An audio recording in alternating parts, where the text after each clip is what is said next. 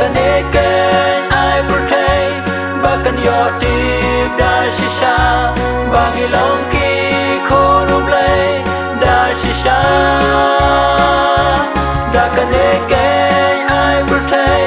Bakan yotip da shisha Bangi longki korublay da shisha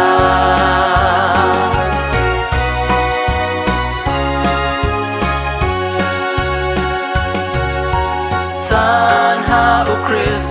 Kum kisam la Kristan Sanha o Chris Hajingen Sanha o Chris Kum kisam la Kristan Sanha o Chris Hajingen Dakan eken